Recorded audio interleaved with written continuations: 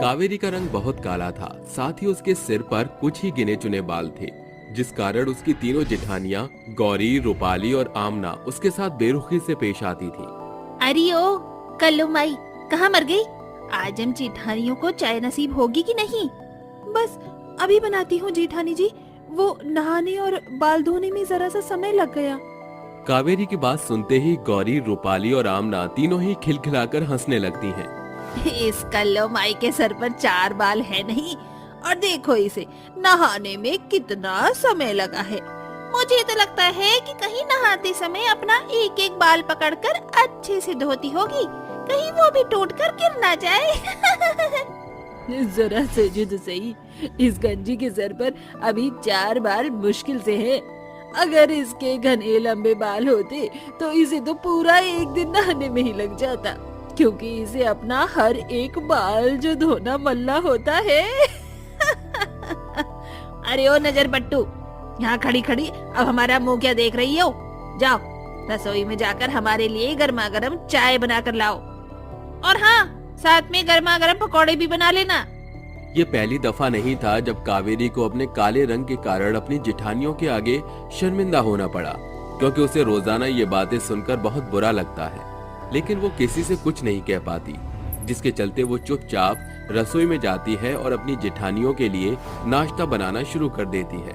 कुछ ही देर में कावेरी नाश्ता बनाकर अपनी जेठानियों को लाकर दे देती है। ये लीजिए जेठानी जी, मैं आपके लिए नाश्ता बना कर लाई हूँ। पकौड़े भी हैं और गर्मा गर्म चाय भी है। गौरी जैसे ही पकौड़ा खाती है, वो अपने मुंह से पकौड़ा उगलते हुए काली देवरानी पर ताने कसती है। हे भगवान, छी छी छी छी, कितना गंदा स्वाद है इसका।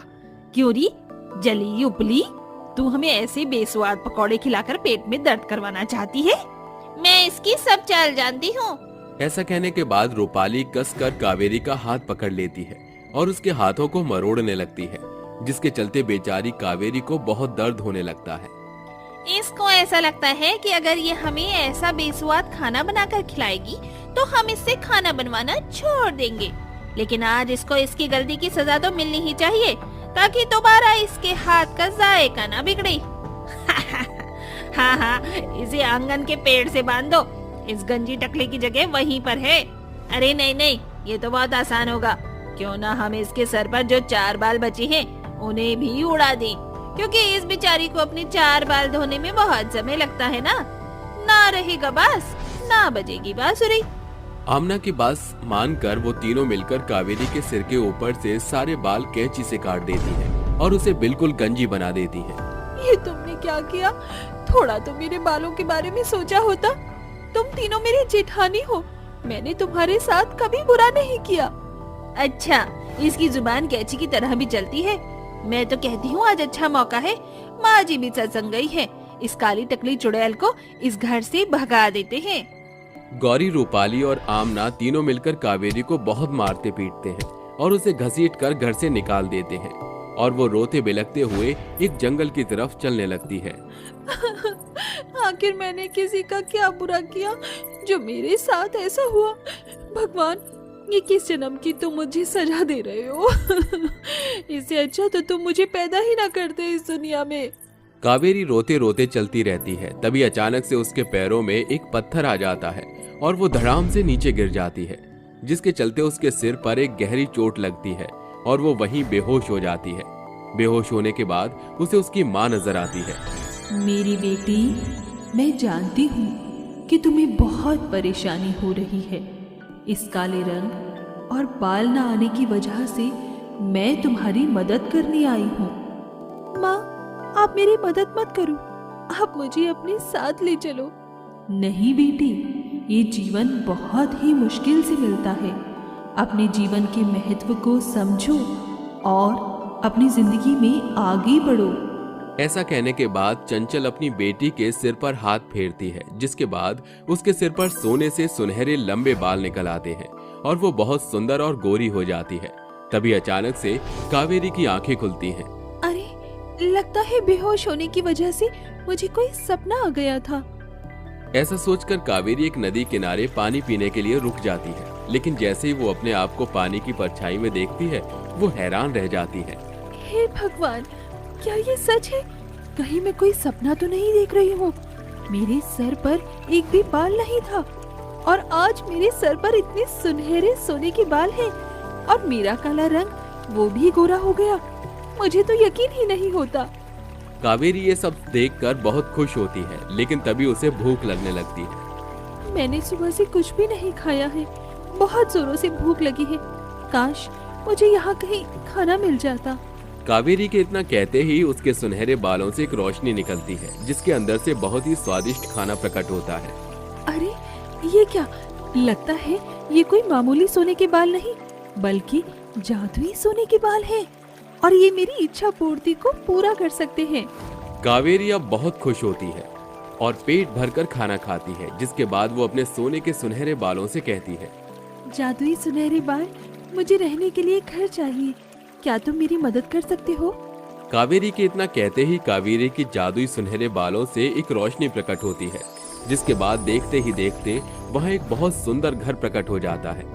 जैसे ही कावेरी उस घर के अंदर जाती है, उस घर में रहने की सभी सुख सुविधाएं होती हैं। अरे वाह, यहाँ तो रहने की सभी सुख सुविधाएं हैं, मुझे तो यकीन ही नहीं होता। तभी कावेरी एक कमरे की अलमारी खोलती है, जिसके अंदर बहुत प्यारी प्यारी और सुंदर ड्रेसेस होती हैं। अरे वाह, मुझे तो यकीन ही नहीं होता, इतनी प्यारी प्यारी ड्रेसेस हैं यहाँ। लगता है कोई सपना देख रही हूँ। अपने आप को एक चोटी काट कर देखती हूँ। कावेरी अपने आप को एक चोटी काटती है, जिसके बाद उसे समझ आ जाता है कि ये कोई सपना नहीं बल्कि हकीकत है, जिसके चलते वो एक प्यारी सी ड्रेस पहनकर अपनी जेठानियों के पास पहुंच जाती है। हे भगवान, मुझे तो यकीन ही नहीं होता, क्या ये वही कावेरी है? ये कल्लो माई अचानक से इतनी गोरी और इसके सर पर बाल कैसे आ गए? ये कोई जादू टोना तो नहीं करवा कर आई है अपने ऊपर? मैं तो कहती हूँ इससे दूर ही रहो। नहीं, ये सब तो मुझे वरदान में मिले हैं। मेरी माँ ने मुझे वरदान दिया और सब कुछ ठीक हो गया। कावेरी की बात सुनने के बाद उसकी तीनों जेठानियों के मन में लालच आ जाता है, जिसके चलते वो प्यार का ढोंग रचाकर कावेरी के पास जाती हैं और उसके बाल छूने के लिए कहती हैं। अगर तुम्हारे ये बाल असली है ना, तो क्या हम इन्हें छू सकते हैं? हाँ हाँ, क्यों नहीं। आमना, रूपाली और गौरी तीनों कावेरी के बाल छूने के चक्कर में कैंची से उसके बाल काटने वाले होते हैं, लेकिन जैसे ही वो तीनों उसके बालों को स्पर्श करती हैं, उन तीनों के हाथ जलने लगते हैं। तभी एक आवाज आती है, मैं तुम्हारे लालच को बखूबी जान गई थी और मुझे पता था कि तुम तीनों मिलकर ऐसा कुछ जरूर करोगी। हमें अपनी गलती का एहसास है, हमें माफ कर दो, तुम्हारे हाथ जोड़ रहे हैं, इसे ठीक कर दो। कावेरी, तुम ही हमारी मदद करो, हम हाथ जोड़ रहे हैं, हमें बचाओ। आज के बाद हम आपकी बेटी के साथ ऐसा कभी कुछ नहीं करेंगे, हमें एक आखिरी मौका दे दो। माँ, इन्हें छोड़ दो, ये मेरी जेठानियाँ हैं और इन्हें अपनी गलती का पछतावा भी है। कावेरी के समझाने पर उसकी माँ उनके हाथों में जल रही आग को बुझा देती है, जिसके बाद उन तीनों को अपनी गलती का पछतावा होता है और वो अपनी देवरानी कावेरी के साथ खुशी खुशी रहने लगती हैं।